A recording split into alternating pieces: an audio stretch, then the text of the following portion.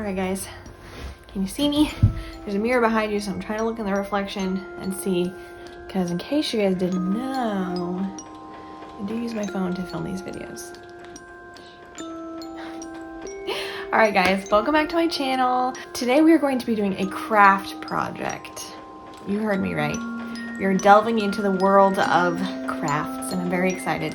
It's also kind of Halloween themed. I don't know how many of you guys have seen Coraline, the movie, but it's kind of like a Tim Burton style fun animated movie. That's definitely a little bit creepy, a little spooky, very like Tim Burton, if you know. He's a movie director and he does that kind of style of movie. Hi guys, editing Cami here. I'm just watching through this footage and I wanted to clarify it is not a Tim Burton movie. He did not direct this movie. It's in the style of Tim Burton. So it was actually made by Leica Studios and they do some really cool stop motion claymation kind of movies, including like the Box Trolls and Kubo and the Two Strings, I think is what it's called. So just a little side note. Also, I don't know if I mentioned this, but it's not really a kid's movie. You'd think it is, but it's actually not. It's pretty creepy and a little dark. But it's a great movie if you haven't seen it. So, okay, that was it. Bye. And in the movie, I'll pop up maybe a picture here, but there's this little doll in the movie that the main villain creates. It's a replica of the main character Coraline, but mini, and it has little button eyes. So there's this trend going around that I saw on YouTube. There's a couple of videos that racked up a good bit of views. And they recreate their own Coraline doll, but it looks like them. So that's what we're doing today. So I'm going to show you some of the supplies that I got, and then we are going to get into it because I really want to start filming today, sometime. So the first thing that I got, which I know is sort of kind of cheating, is this little mannequin kind of doll form that I can use. This is going to be our base. It saves me a lot of time. I don't really sew very much, so it's going to be a challenge enough to sew the clothes. So it was nice that this is already kind of pre-made. So there's that. And then for the head, I have some air dry clay, and that's what we're going to be doing right now. When I'm done filming this intro, we're going to work on the head, which is also going to be tricky because I don't really sculpt.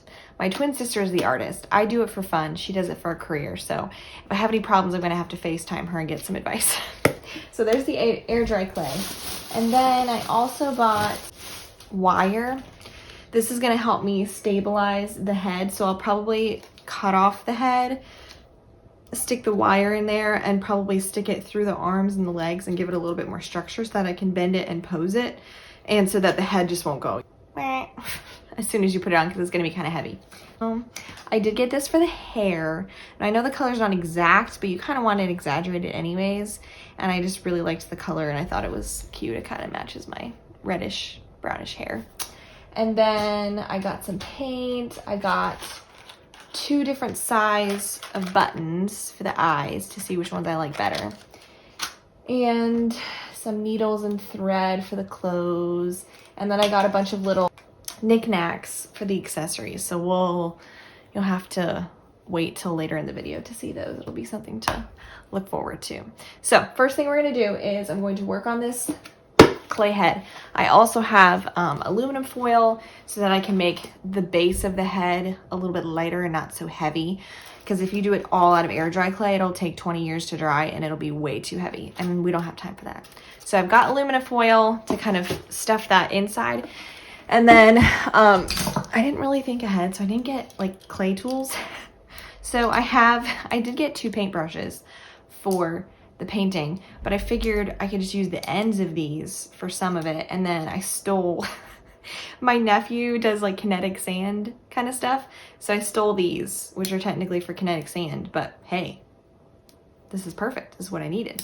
So that's what we're doing next. I'm gonna change the camera angle so you can watch me, put on some creepy music, and probably do some time lapses. Let's go.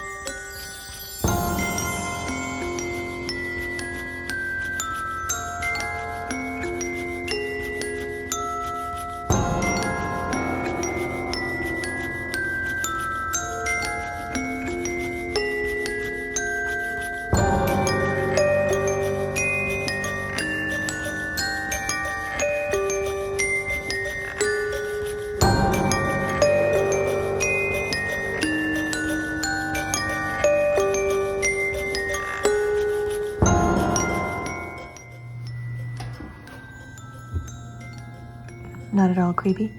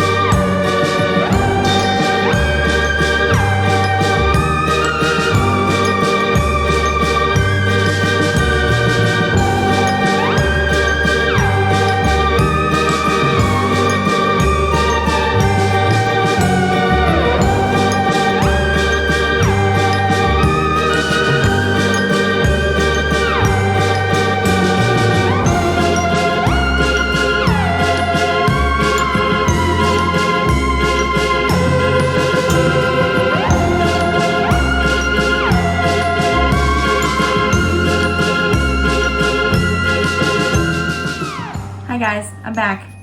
I thought I would bring you with me as I did my makeup. I'm going to try to look like the doll, which is finished. Yay! I also was really bad about filming like a lot of updates along the way. I kept like putting off the project until like 2 a.m. in the morning and I was not in the mood to chit chat. But I thought it would be fun to have y'all watch me do my makeup and I can chit chat about what the process was. But I'm trying to do my makeup to look as similar to the doll as possible, so you'll have to see till I'm done to see the whole review. Also, fair warning, I am not a makeup artist. I'm not a professional. I do this literally just for fun, and I'm not particularly good at it, so please don't come at me in the comments. Not a makeup artist, I repeat. Not a makeup artist. So I feel like the project went well.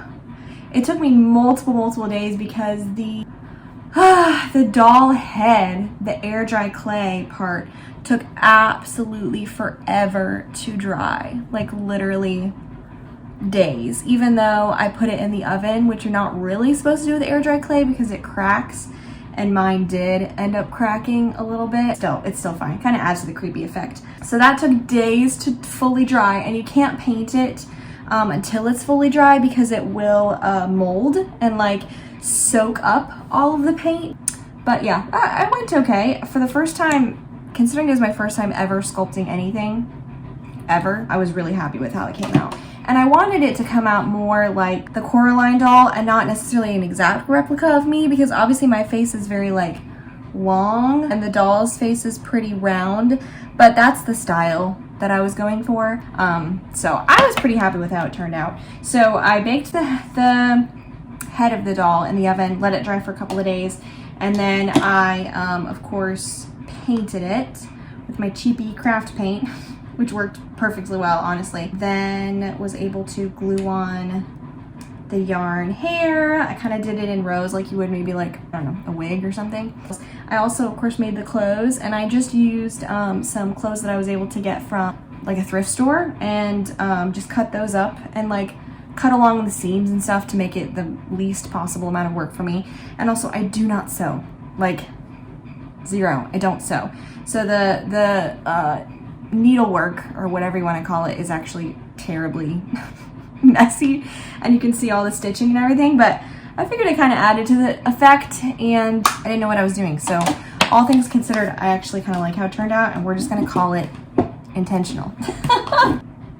I think that's honestly about all I have. I'm gonna finish up this makeup look, and I'm trying to look as similar. I've got the doll right here, but you'll have to wait to see her. Am I still filming? If I keep looking over to the right, it's because I'm trying. Oh, also that background is terrible. Hold on for a moment. That's better. Now you know my secret. That is my laundry chair.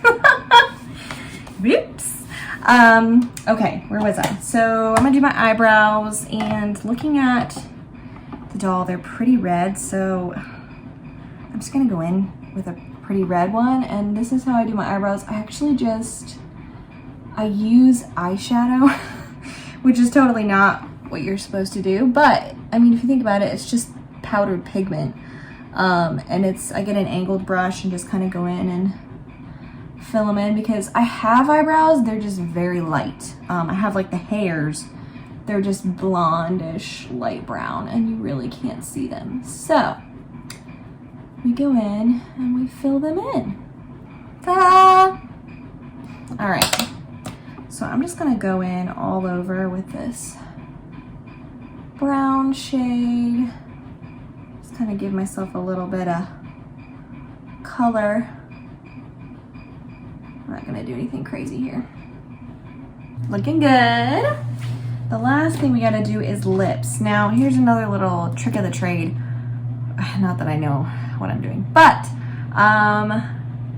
if you want a very particular lip color and you don't have it, but you do have like an eyeshadow palette, this is the, oh, my palette's all dirty, but it's the Morphe palette. You can like just pick out a color that you like if I'm gonna go for like a red, I can combine these two, and I put chapstick on first, and I just go in with my finger, which again, this is not like technically what you're supposed to do, but I just put a little bit on, rub it together with a chapstick, and you have a new lip color that you didn't have before in your repertoire. So I love doing this. I'm gonna go with that darker color. Really fun. It does not last long at all. It's like a tinted chapstick, really. It really does not last. But especially for something like this, where it's just for some pictures or a little video, it works great. I love doing this.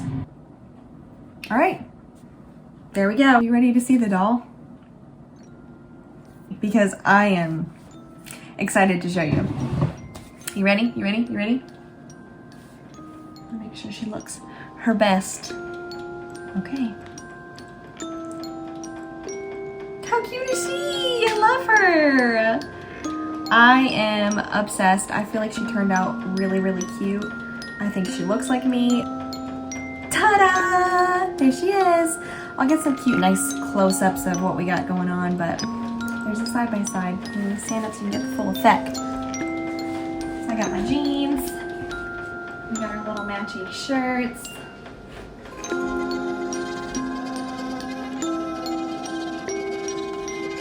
All right, there we go. Thanks so much, guys, for joining along this video. I had so much fun making my little mini-me.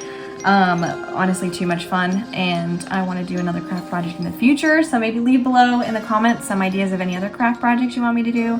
I'm sure there will be more, and I hope you enjoyed the video, and I hope you have a wonderful rest of your day, and I hope to see you next time. Bye!